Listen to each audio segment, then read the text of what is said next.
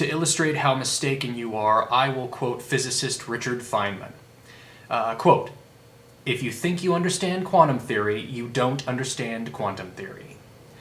Oh my gosh, is Richard Feynman actually admitting that he doesn't understand his own life's work and that it can never be understood by anyone?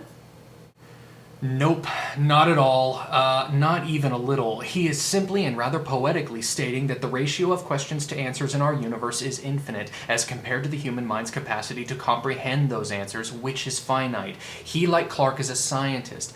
And what is the beginning of all scientific pursuit? The admission of, I don't know. Clarke's statements, taken out of context and selfishly interpreted, can be used for either argument equally, which is why quote mining is useless.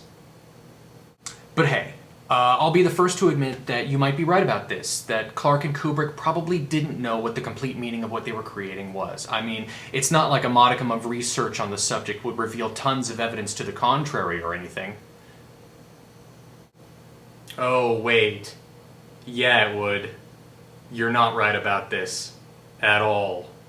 Again. It is clear that before and during the production of 2001, Kubrick and Clarke knew exactly what they were making was about. As stated in many interviews, they wanted to create the first modern science fiction myth, that myth being that aliens had influenced our evolution.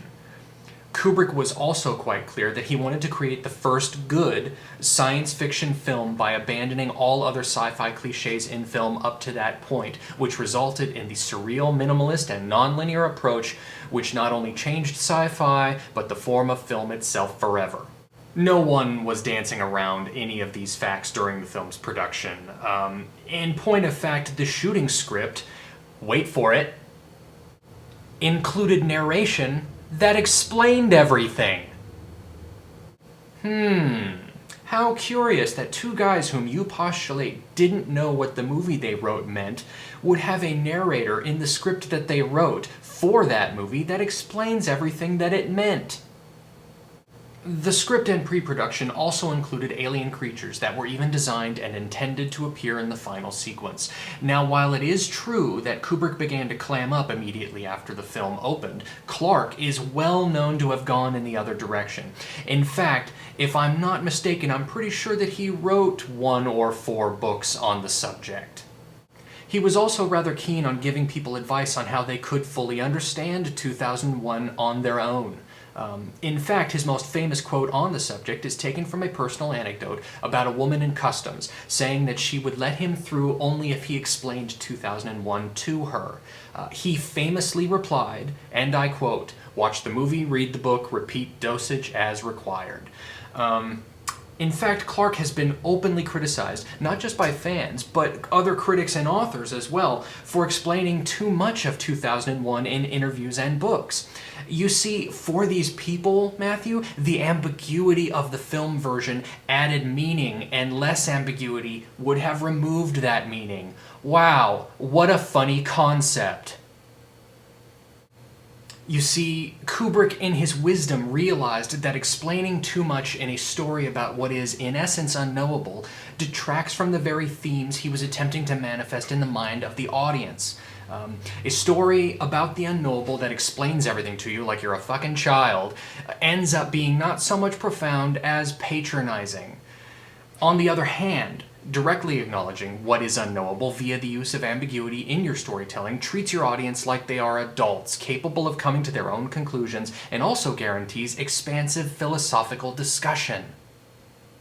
i.e., is the monolith aliens or God? Does it directly influence humanity's evolution or merely bear witness to it? If so, why? Does the origin of our technology being rooted in violence curse us or save us as a species? Does Bowman die at the end and become reincarnated, or is he given a higher state of being by the aliens as a reward for passing the test of being the first human to reach the monolith at Jupiter? And so on. It may take a lot of nerve to claim that 2001 is about nothing, Matthew. I'll grant you that. But it takes no introspection or creativity whatsoever. Okay, thought experiment time.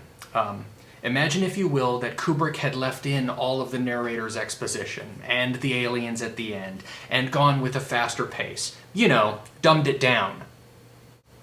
Would the movie really have had the same or more impact? Now imagine the ramifications to the art form and science fiction in general had it never been made at all. And now for your final ridiculous analogy. Play the clip. Imagine that I drive a dump truck full of Scrabble letters up to your house. I dump all the letters out on the road and say, "There's a masterpiece in there somewhere. Put it together yourself."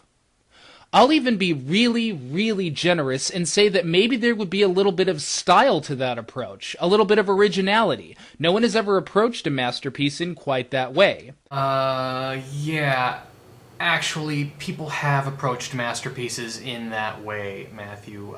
What you're talking about here is called interactive and performance art, and things like this are done all the frickin' time. They can be pretty damn awesome, as a matter of fact. You've never been to an interactive art exhibit before? You've never watched any performance art before? You've never turned the Legos into something other than what was on the front of the fucking box? Really? Once again, this is a shame, Matthew, not a bragging point. Not only do you not know what you're talking about here at all, Matthew, but you are brazenly discounting the validity of an entire realm of human experience, artistic expression, and understanding in order to justify your own lack of understanding. The point is to endow the artwork with meaning via your interaction with it, and this brings up a fundamental error in your thinking that can no longer be ignored. You don't seem to know what meaning means. Damn you, irony! Damn you to hell! To a child, Jurassic Park isn't a strong warning story about science for the sake of science and how monkeying around with nature inevitably brings us down. It's about dinosaurs are rad. Is the child misinterpreting the movie? Well, not really, but the child does lack the sophistication. Uh-oh, I said the dreaded S word. Now you have an excuse to stop listening to me if you want. Necessary to evaluate the evidence in the film and come to a more adult conclusion. Meaning is not static. Meaning is not even intrinsic to reality. It is relative to the mind that conceives it. Meaning is a descriptive language similar to logic. Now, the process by which we assign meaning to things is intrinsic to the mind as it facilitates that mind's survival, and errors in this process can have a negative consequence, obviously. You know, thinking that fire means hugs instead of burning, for instance. Your statement that if you have to make it up yourself, that means the writers didn't know, while a decent bumper sticker slogan, is kind of a misnomer.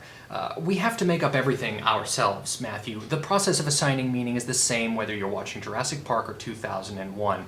You evaluate the evidence presented to you, and you decide what you think it means. Jurassic Park told you flat out what it meant. In fact, I'm pretty sure that Jeff Goldblum stood up, looked right into the camera, and said, "This is a story about how monkeying around with nature brings us down." You decided all on your own that that evidence was sufficient, and that is why you think Jurassic Park means what it means. So all we're actually talking about here is the amount of evaluation possible. That's it. And what determines the amount of evidence an audience member can evaluate accurately? Level of sophistication. What do you suppose a child's reaction would be to the film Gattaca, for instance? Not even close to your reaction. Why? You are a more sophisticated audience member, and Gattaca was not intended for children. 2001 does in fact require a higher level of sophistication, as well as more evaluation of the evidence it presents. But so what? A higher level of reader sophistication is required in order to understand and enjoy A Tale of Two Cities. Does this in any way detract from the greatness of that book or from Charles Dickens as an author? The answer is no, Matthew. I mean, this really boils down to one disturbingly simple thing. You're complaining about having to think.